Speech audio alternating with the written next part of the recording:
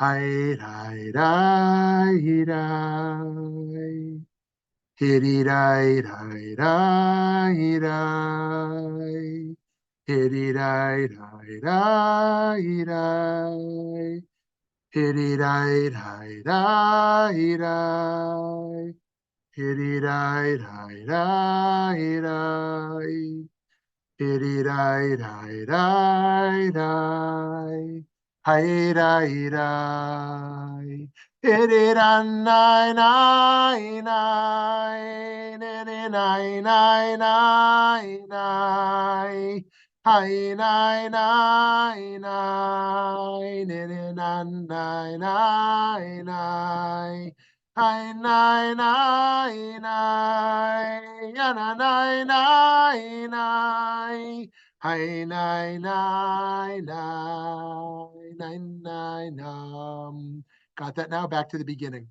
Hiddy dan die die die. Hi die die die. Hi die die die. Hi die die die. Hiddy dan die die die. Hi die die die.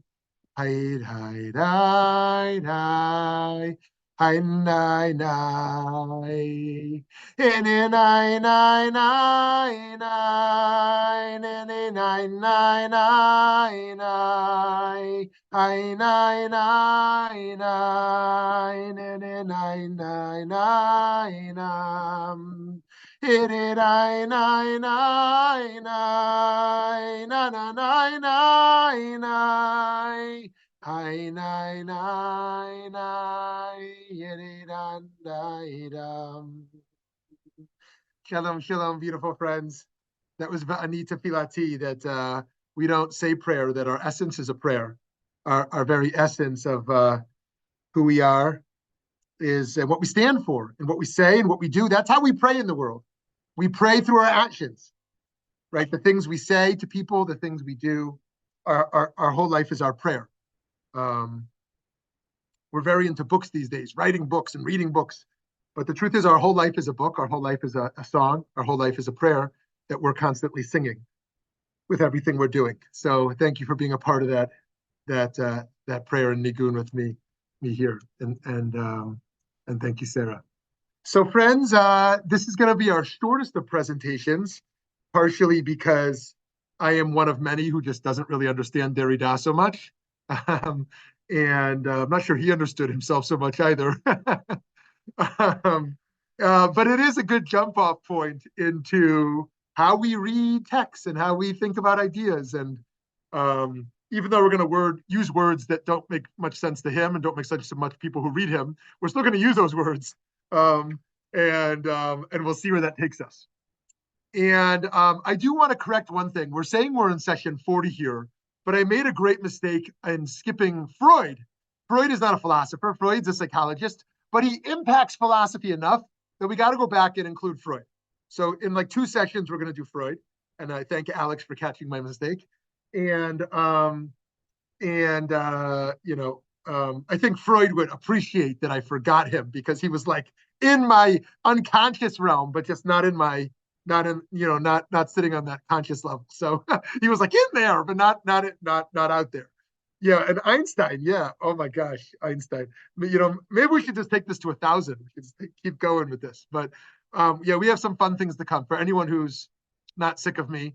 And if you're sick of me, but you're certainly not sick of this great group, I hope you'll stick with us past these coming weeks because our Tuesdays will continue in different forms. So let's start with a little poll question here. The poll questions are exercises in futility of how to pose questions that never can fully encapsulate the the entirety of what we might think about. On language, language is empty. Language is where most truth is found. Language is so limited but so valuable. What do you think, friends? Either language is empty, language is where most truth is found. Language is so. This feels similar to last week. This wasn't the question last week, was it? No, it wasn't. Okay. Okay, I thought it would look like that. Nobody says language is empty. I would hope not. 22% feel that language is where most truth is found, because how else can we really understand our past and our lives and our relationships without language? 78% say language is just so limited, but also so valuable. This is one of the great philosophical debates of how adequately we can express what we feel and what we experience. Sometimes I feel I'm so inadequate at doing that because I'm simply not smart enough and don't have enough language to convey my experiences and feelings. And if I were smarter and better versed, I would be able to do it. And sometimes I feel like, no, the problem is not just me, the problem is language itself.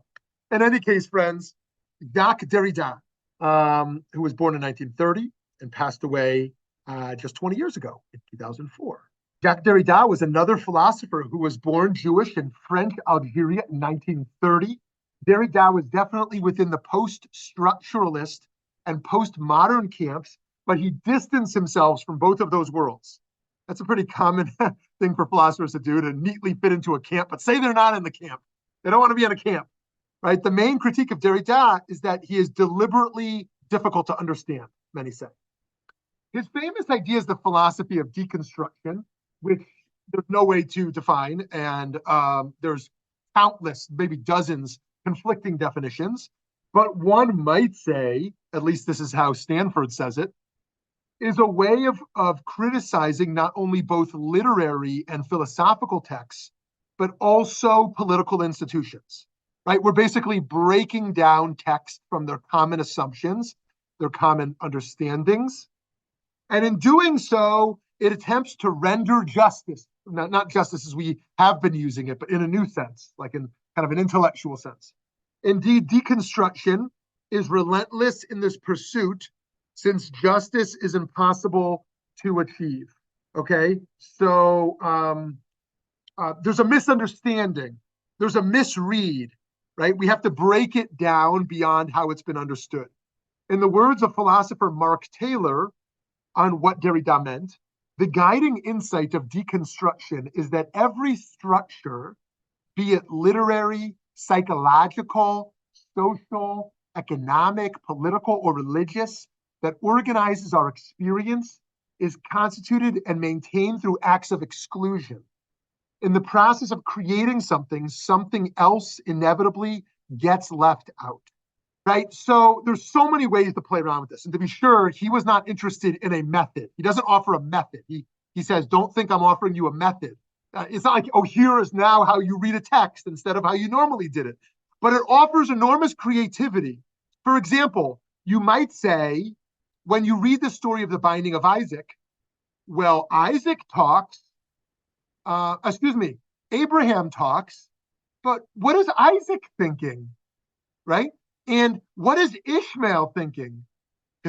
Right? And where's Sarah's voice, right? They are excluded from the text, and we don't hear their voice. Can we go back and inject their voice in, right? Going back to just psychological, because this is connected to psychoanalysis as well, we have assumptions, even dogmas about how our brains work, how our minds work. Maybe you read books like Men Are From Mars and Women Are From Venus. Maybe you read books that kind of tell us, right, how people think and how typically, our psyches operate, right? But then if we deconstruct that a little bit, we see what's been excluded from those assumptions, and we offer a new read, right? A new paradigm, a new textual analysis, if you will, on the human mind. What Derrida was doing was attacking reason's pretensions to provide systematic and absolute explanations of the world, right? He hates grand theories. Right? Here's a grand theory of history. Here's what's really happened throughout the world. Here's what's really happened, right, in the human condition. He says, like these universal grand theories are so simplistic, and we need to challenge those and show the holes in those, right? Now, it's true, you can make a lot of money writing a book or making a TED Talk saying, here's what's really going on in history, right? But he wants to expose those. Whereas many thought language accurately depicted reality, for example, Derrida saw this as something of an illusion, a fact which could be discerned when one carefully examined the meaning of text, right? The inadequacy of language in understanding a text. By looking at them closely, deconstruction showed how texts cannot offer any clear and unambiguous meaning. And any attempt to claim that they do always requires repressing other possibilities or making claims to authority that cannot be justified. This is one of the reasons I don't like literal reads. Well, let me walk that back. Why I don't like literal reads as the primary and sole explanation of text. Think about literalists on the American Constitution, right? Think about literalists on the Bible. Now, to be sure, when I say literalists on the Bible, I mean both the secularist and the fundamentalist. The fundamentalist says, oh, the Bible says the world's created in 7 days. There's no other way it can be. The world was literally created in 7 days, because that's literally what the text says. The secularist falls in the same trap. They say the Bible's not true because the Bible literally says the world was created in 7 days, and of course it wasn't. The secularist falls into the same trap of the fundamentalist in thinking that the only way the Bible speaks is in a literal voice. So too with constitutional interpretation. Those who think that what the Constitution offers us is simply the literal read of the text. And the literal read of text are so weak. So too, and this would often be a gendered critique of a woman upon a man, although it certainly goes beyond that and shouldn't be limited to such a stereotype, would be the notion that the literal words one says in the relationship is what should be understood as the sole thing that's being conveyed, right?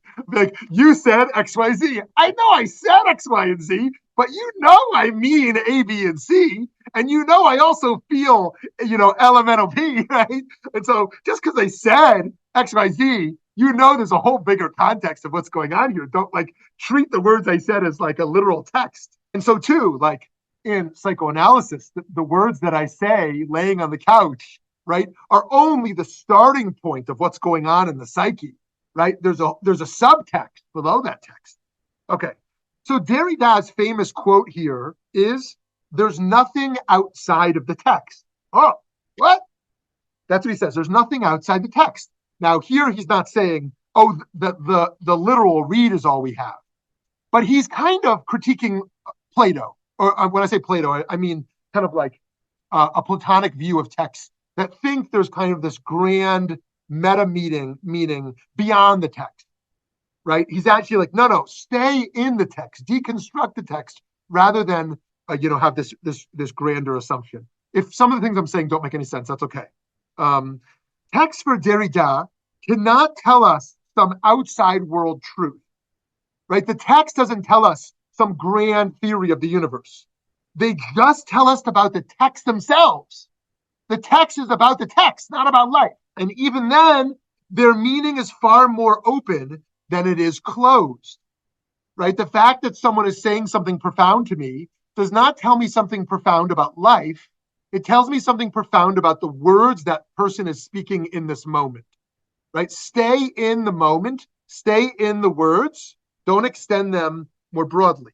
So to Derrida, there is no stable is an important word here, there's no stable way to talk about truth as it emerges from language. Everything is unstable. Language is inadequate to express truth in any absolute sense. However, the illusion that language can express unambiguous truths is at the heart of what Derrida calls the metaphysics of presence. Since its very beginning, philosophy has aspired to make unambiguous claims about human beings, the world, and the nature of existence, right? Zoom back from postmodernity back into modernity. Philosophy is here to tell us, what is the human being?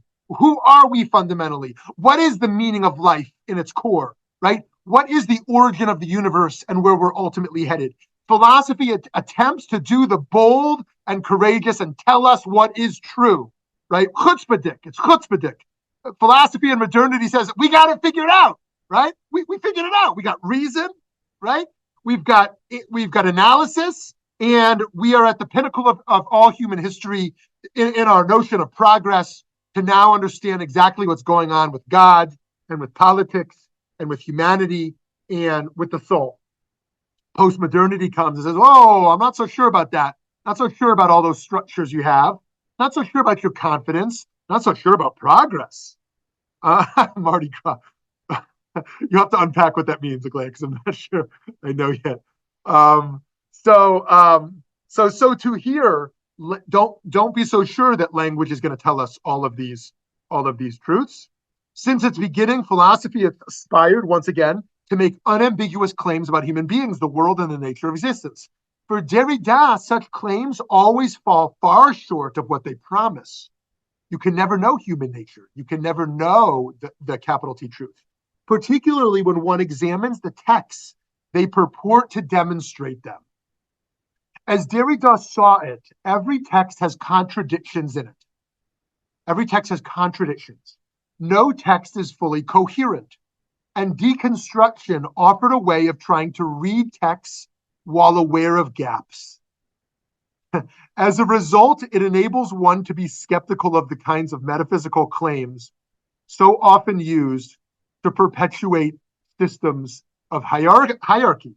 So go back to Foucault, right? Remember in Foucault, we talked about how truth claims are power moves. That's not to say that truth claims are just deceptive. It's just that language has power, and conversation of values is really a discourse of power.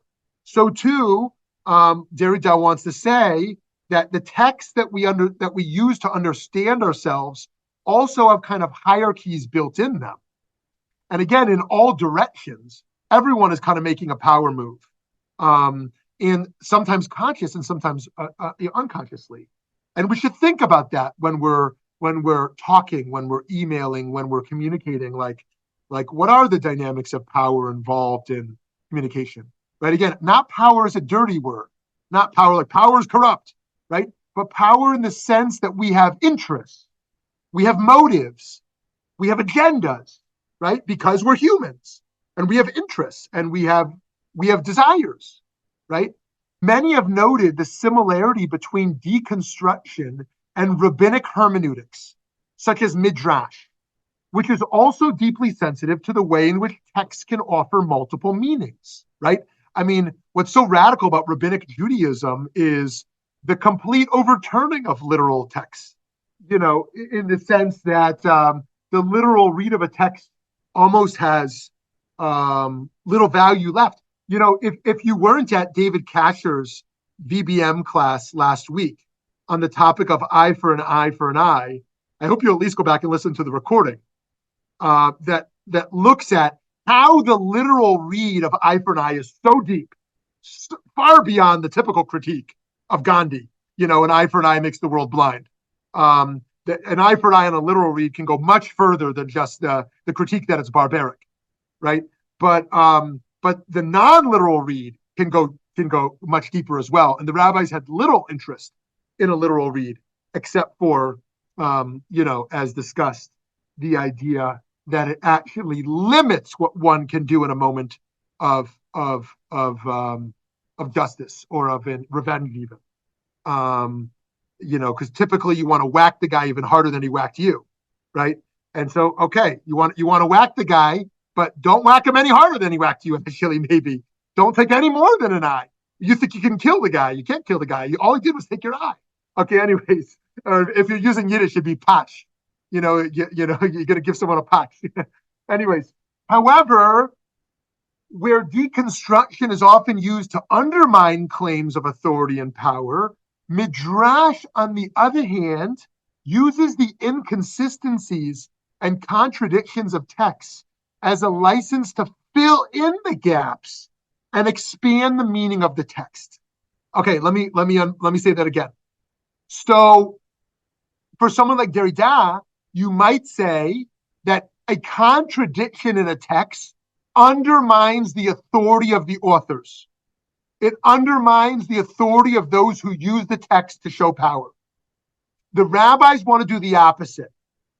The contradictions in the text actually adds a new layer of authority to the text in that it shows new layers of meaning within it. The inconsistencies and contradictions in the text actually expand the meaning of the text. Let me give a famous example. Genesis chapter 1 and Genesis chapter 2 contradict each other enormously, as we've discussed some months ago, and as you probably know. And according to the Bible critics, it means two authors. Oh, one fellow wrote chapter 1, one fellow wrote chapter 2 because of the inconsistencies. Okay, that's one read. According to a rabbinic read, the contradictions in the two chapters show a contradiction in human nature. One chapter is about the lowliness of the human being, how non-egalitarian we are, how we're just dust and ashes. The other chapter shows our equality of human beings, the nobility of the human being, and how we're so godlike and capable of making a difference in the world. And rather than those contradict, it shows existentially how human beings are both nothing and everything. Human beings are unfair and profoundly noble. And we can find many cases like that. And in fact, one of the great rabbinic enterprises is finding contradictions. Now, imagine we treated other people charitably like this as well. Let's say you're in a relationship and the person contradicts themselves. Last week you told me you love spaghetti. This week you tell me you can't stand spaghetti. What kind of, are you a liar? Are you a hypocrite? What's your deal with spaghetti? I mean, it's a funny, trivial example that means nothing, but you get the point, right? So you could say, oh, I don't trust you anymore. I make you spaghetti this week. You tell me you hate spaghetti, but last week, you love spaghetti. So, or you can say, how interesting. I'm so curious about you. Last week, you weren't so into spaghetti. This week they're dieting. Good, nice, Aglaia. This week they're off carbs, right? Which I can never get off carbs. I did it once, and anyways, I'm so curious about you. Last week you were into spaghetti. This week you're not. There's something I want to learn about you because there's a depth to you in your inconsistency. Your inconsistency doesn't expose your lies. It doesn't expose your inadequacy. I want to deconstruct the text of your relationship to spaghetti so that I can understand more deeply your profound relationship to spaghetti in a way I never understood before, right? Imagine that. Imagine if we thought our relationships like this. Right? It's actually funny. My son doesn't like when I take him to school because if my wife takes him to school, he gets to go late and not go to the early care where he hates the early care. If I take him, I got to get to work early. I got to take him to early care. So he's so upset when I take him to work. He goes to early care. But yesterday they did a jumping activity and he loved early care. So I'm like, this is amazing. But then this morning he says, I'm never going to early care. So I'm like, geez, this 5-year-old, he's got so many contradictions about early care. What's going on over here? And I'm realizing like the depth of what's going on in his own heart and how he's processing like this space and all the different feelings of who's there and what he's doing there and who's taking him, right? I mean, if we brought this curiosity to life, it's also, one of my great weaknesses, one of my many great weaknesses is that I don't read fiction. I don't read fiction. My wife likes to read fiction. I'm kind of a cold learner. I love to learn the facts. I read nonfiction anytime I can, right? But you know what? Like, take immigration for a moment. There's those, who want to be like, the immigrant, they're all like this. They're robbers and stealers and thugs, right? These people who want to come into our country and steal, right? There's one narrative. We're imposing an understanding on the brain and mind and soul of this person crossing the border. Now take the other person, one of complete assumption of one person of who this is. Oh, this is a poor mother with carrying her child, fleeing the mob that was going to kill her that night if she didn't leave. And her only intention is the saving of her child, right? It's like we have these horrible political discourses that try to paint the complexities of moral and political issues as if there's one narrative in this person, right?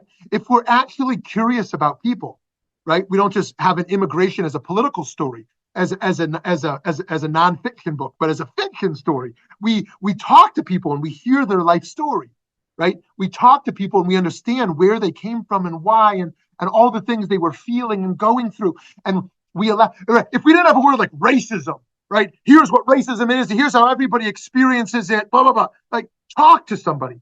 What was your experience? How did you feel? Right? Like, there's the multiplicity of texts in the world. Instead of tossing an ideology upon the world of human experience, we have to unpack and deconstruct the reality so that we understand the depths of what's going on in people. But we don't want to do that. And so part of this deconstruction movement is post-ideological. Ideology says everything fits in neat boxes. Here's what it means to feel like you're a Jew in America today. Here's what it means to be a Chinese woman in 2024, right? Here's what it means to be, a Guatemalan immigrant teenager boy, right? Here's what it is. This is what it is. And in fact, many people don't want to go beyond the ideological. I just want one way of viewing the human experience, right? But part of what we're doing here is learning to listen more deeply, learning to see the fullness and the contradictions more fully. Okay, friends. So again, for us, contradictions are generative. We don't say a story is nonsensical in Jewish tradition, because aspects of the story contradict each other and then simply dismiss the story out of hand. Instead, we see contradictions in the text and in life as being there to teach us something profound. With regards to the Torah and its apparent contradictions, Rav Kook said it best. As you know, Rav Kook is my Rebbe, and so I go to Rav Kook a lot. Here's what Rav Kook says. We as yet do not know the specific nature of prophecy and divine inspiration, nor do we even know if it can be that there are no contradictions in prophetic and divinely inspired sayings, as is the case of well-reasoned lectures. For perhaps the phenomenon which is beyond our comprehension is also beyond our conditions for perfection, and all its contradictions are in harmony on some level, in no need of reasoned solutions. Nature does not fear contradictions, as does science, since it is incalculably greater than science. This is faith's majesty. So science doesn't want contradictions. Science wants answers. Nature, however, goes much further than science and is full of contradictions, right? Science is humans' need for ideology. I'm not putting down science. We need science, of course, right? But science is limited because we contain it within reason. Nature goes far beyond reason. It's unpredictable. I mean, profoundly unpredictable. So too, faith, however we understand faith, whatever we have faith in, right, is something that's full of contradictions, right? We should be wary of a contradiction that has a neat bow on top of it, right? The contradictions within faith are part of our understanding that comprehension goes so far beyond the realm of reason. Faith is not a contradiction is not a weakness in faith. It's the virtue of faith. It's at the essence of what it means to reach beyond our grasp.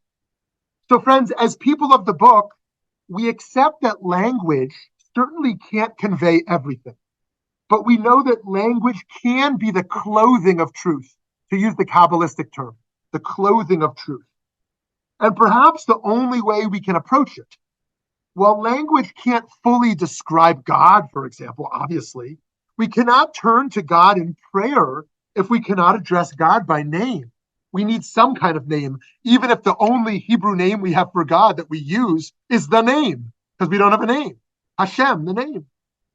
There's a saying from Rav Tzadok of Lublin. I heard in my youth that HaKadosh Baruch Hu created a book, and that book is the world. And the Torah is a commentary on that book. So I love that. That actually the world is a book, and what the Torah is not a book, but actually a commentary on that book of life, on that book of creation itself. And our lives are books, are commentaries on those books. In the Jewish tradition, we allow texts to relate to each other across locations and across generations. We understand Maimonides in relationship to Nachmanides, and Nachmanides in relationship to the Talmud. No text gives us the perfect truth in itself, but each one potentially points us to another text. That's the greatness of Jewish learning. It's always pointing us to other texts. And the meaning of one text can only be discerned in relationship to all of them. So too, this session that we're in each week together, this text only makes sense in relationship to Steve Shobin's text, only makes sense in relationship to Aglaya's text, in relationship to Edawata's text.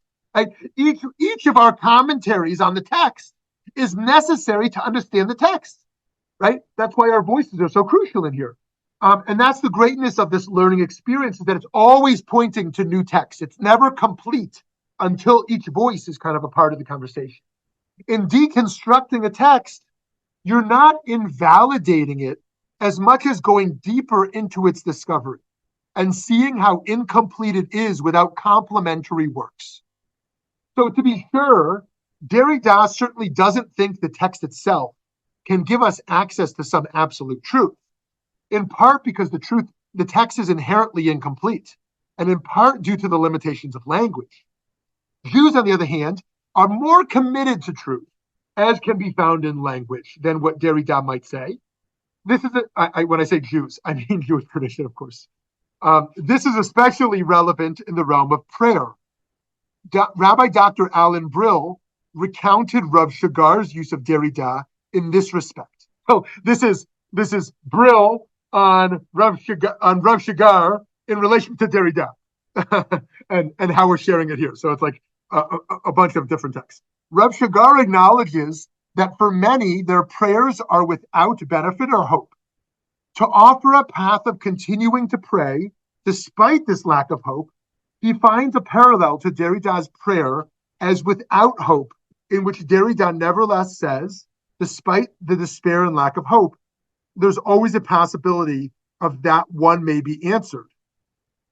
Shagar equates Derrida's prayer without hope to Rebbe Nachman's void, the halal hapanui, which is seemingly empty without hope.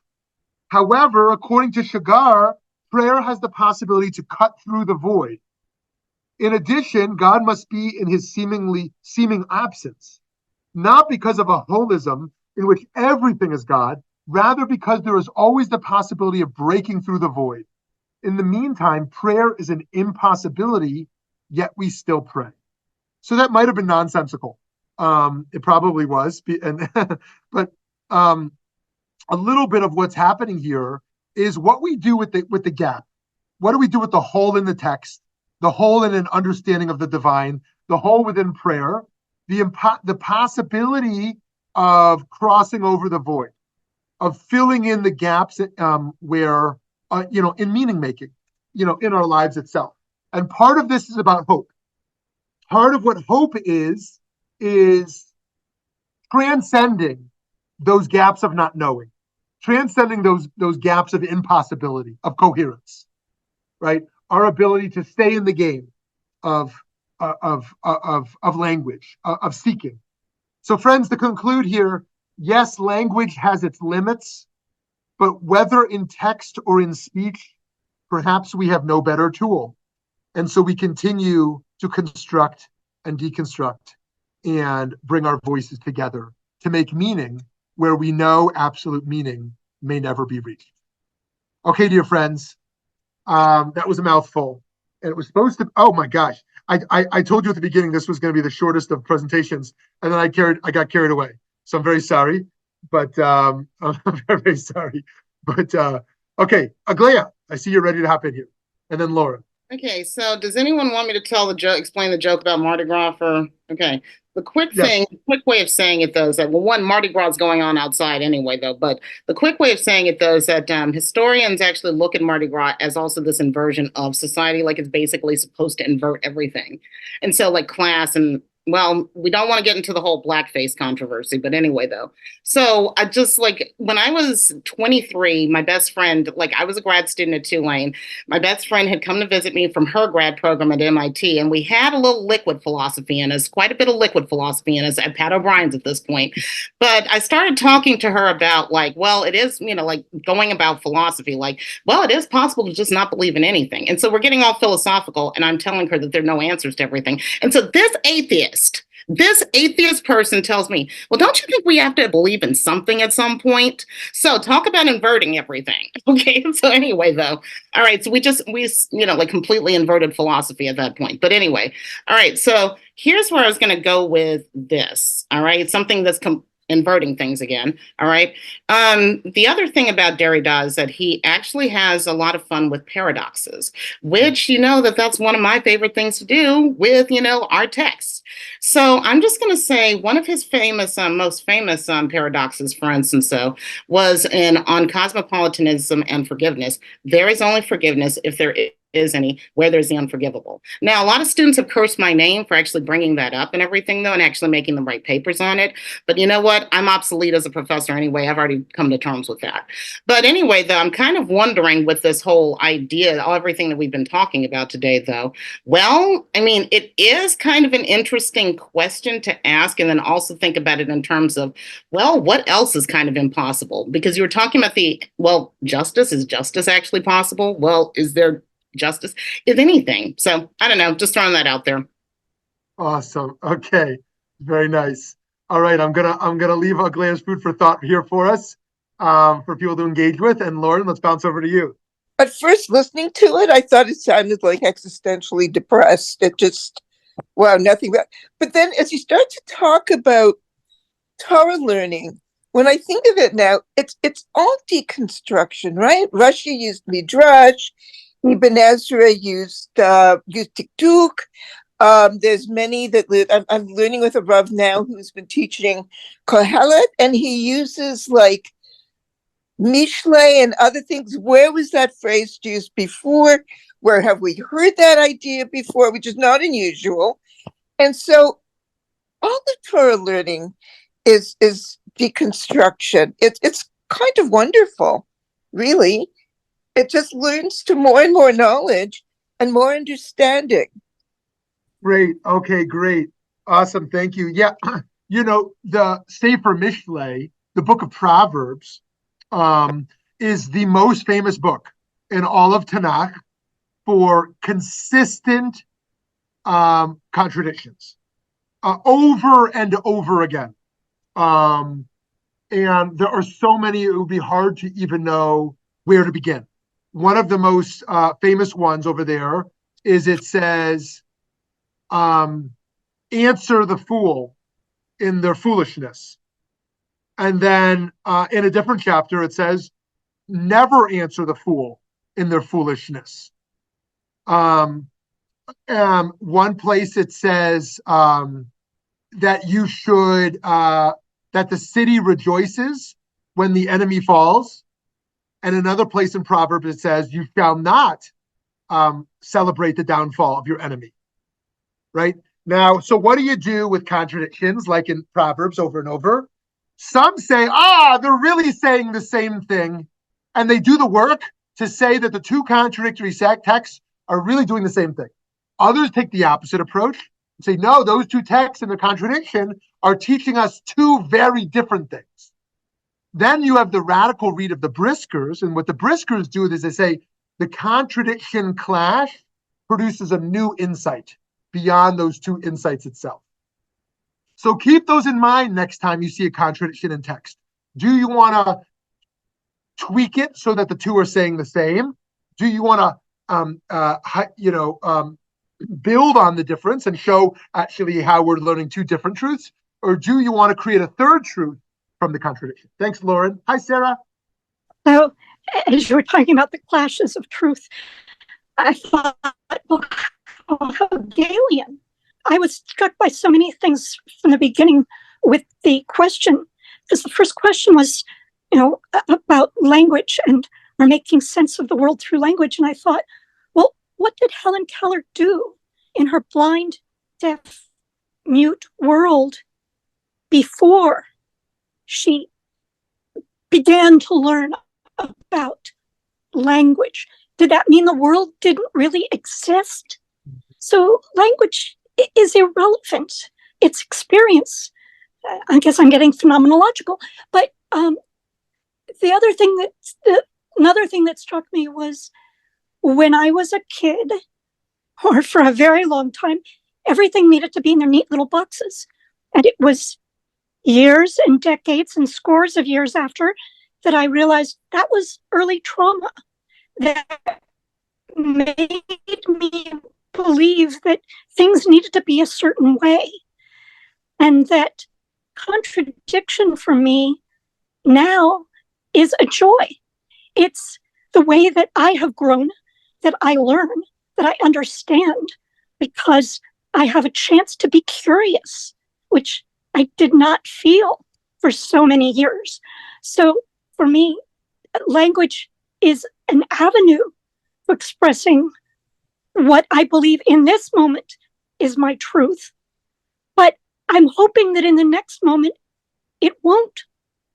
It will be a contradiction because I have now explored deeper or further or expanded my horizons and my understanding of who I am and how my universe is growing.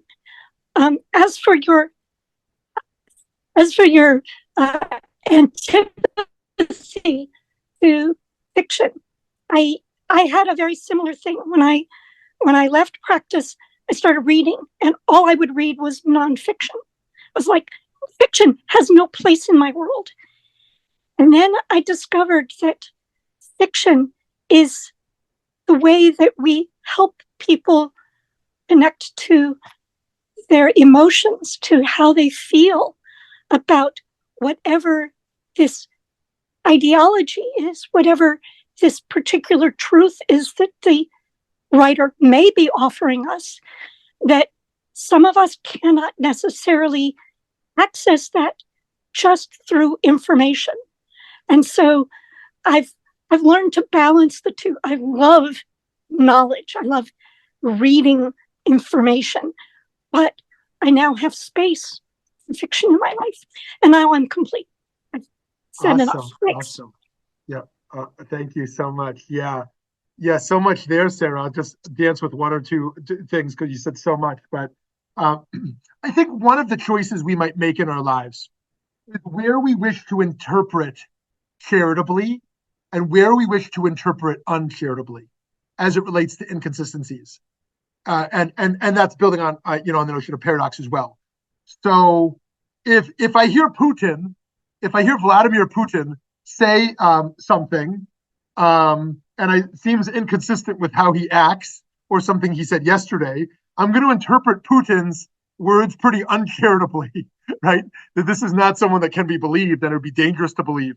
Nothing against salesmen. Perhaps there's people here who have made a great career in sales, and nothing at all. But there are some experiences within sales where inconsistencies might put me on guard, right, as to how I'm engaging with the buying of this product, right?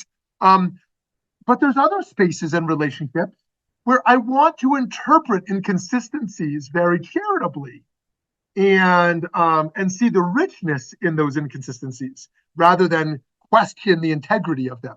And so too with paradox, that paradox can be a manifestation of inconsistencies that is very rich in our lives, to be able to live with multiple conflicting truths at times, and see how that's okay, be at peace with that. So I want to say that, and I love your point about those who don't have the capacity for sight or hearing, and how much is still being experienced beyond language. Yeah, lots to say there. The one thing I'll say is, many of us have been at deathbed experiences, but there's something profound when the person dying can no longer communicate.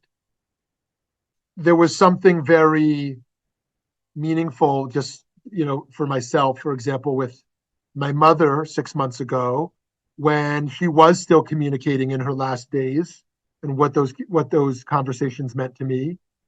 And there was also something painful, to be sure, but meaningful about the final days where there was no more talking, almost being at peace with each other, something very profound about physical touch and physical presence beyond language.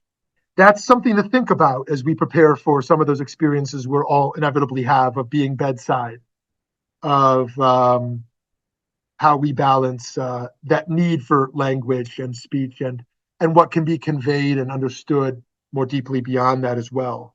So, anyways, thank you, Sarah. Okay, who else wants to hop in here on anything we're talking about today? Good morning, everyone. Hope all is well. I want to take off a little bit from what Sarah said. I'm conflicted with how we use the word truth. To me, that's where we've kind of created a problem in the world with truth. Everybody seems today, especially in the political world, everybody has their own truth. So, each person is trying to search for their own truth, and that own truth can create issues. You have Christian truth, you have Jewish truth, you have Islamic truth, and so what is truth anymore? In one regards, we say truth is backed up by facts, but if we're talking about personal truth, is how can we back that up by facts? It's what we personally believe, and if it's personally believe in negative things, then creates hatred and racism and all those other things. It doesn't improve our personal lives. To some it improves, and other people it creates bigger issues. So I'm very conflicted with the word truth anymore. I think at one point we felt it was very made us more secure, and now it makes me personally insecure in the world, because we don't know what truth is anymore. That's really kind of take it from there. But I wanted, you mentioned something earlier, and I wonder how you feel about this. Is how do we look at text? How do we decide what text we decide to be literal, and what text do we decide to expound upon and look at literally, not literally, but figuratively, which I find interested in Judaism, where we have this large spectrum of orthodoxy all the way to very reformed. And just to throw out, the thing of homosexuality, we have one side that says we're not going to touch it. It says this way in Torah, and then of course on the far other end we have a complete different meaning and interpretation. So I'll leave it at that and throw it out to Okay, great. So to Gary's first point, I'm going to punt that back to the group in terms of, this whole problem of truth, conflicts between religions and peoples, and claims to truths, and how divisive this can be. And yet we don't abandon truth either. So what do we do with this whole problem of the relativity of truth, and also, what that means for society building? And Gary said it much better than I just said it. But throwing that back to everyone there. And then on the second point of when do we take text literally and when not? This is true both for text messages we get on our phones. When do I read somebody's text message literally versus non-literally? And it's also true for our text ourselves. It's very funny, actually, the inconsistencies in how people read texts, when they want to read it literally and when not. For example, someone like, of course, I don't believe the text, the world is created in 7 days, as the text literally says. But of course, when the text says, love your fellow as yourself, it means it literally. Or of course, when it says that there were slave reparations in Exodus, that means today politically we advocate for slave reparations. Or when it says this about abortion, that's what it literally means. So people, based on their political agenda, will take literal verses out of the text and say the text says this, right? And yet other texts say, of course, I don't believe that we should read the text literally. And so, Gary, you're exposing a great problem in the inconsistencies of our faith communities and where we do literal reads and where not. And I think that's something worth really thinking about deeply. I see this, for example, in many progressive Jewish spaces that have zero interest in kind of the religious Jewish experience of the text, that will pull out verses with a literal read to advocate a certain progressive agenda. Of course, the conservative side does that as well, and just in different ways. But I find that very interesting, how kind of the Bible is used politically when the Bible's read literally, and in other texts it's not. So anyways, thanks for all you said there. All right. Steve or Ed or Cheryl. Cheryl. Hi, Cheryl. Hi. Let me see. Am I unmuted? Okay. Mm-hmm. To follow up with that was exactly what I was thinking that Gary just brought up, that if Orthodox Jews read the text literally, then what are they studying all the time? What's being studied all the time? If it's right there and it says what it says, then what's there to talk about? That was my first question I'll just throw out there. And the second thing I wanted to comment on was science versus nature, because I feel like science, you said, that science wants answers, but there's contradictions all the time in science. Think of medication. There's a medication that is invented or developed to cure a certain problem, but then the list of the things that it could cause instead are contradictions for what the initial problem that was trying to be solved was sought out in the first place. So, you have to balance and decide what you're going to use. Are you going to use this and perhaps get this instead? I mean, so science isn't exacting either. It wants answers, but sometimes it throws out more questions than medical. So those are my two things. Great. Yeah. Awesome. Yeah. Within the findings themselves, not to mention conflicting research. Of course, there's constantly conflicting research and conflicting studies, and which studies do you give weight to? And part of becoming a scientist or a doctor at any level is kind of learning how to make sense of all that's coming out, which studies to kind of give more weight to, and how to balance all that, and how much when talking to a patient do you tell them all of that versus give what most people want is the answer, right? Gary, you could tell us how it is, right? A lot of people want confidence. So too, if somebody asks me what's the Jewish approach on X, I have to very quickly decide: is this somebody who wants like an hour lecture of 50 conflicting views over the last 2,000 years, or is this someone who wants you to say, walk left, take the left road, right? Many people come for a rabbi for questions because they want a simple answer. And many come because they want to learn the contradictions.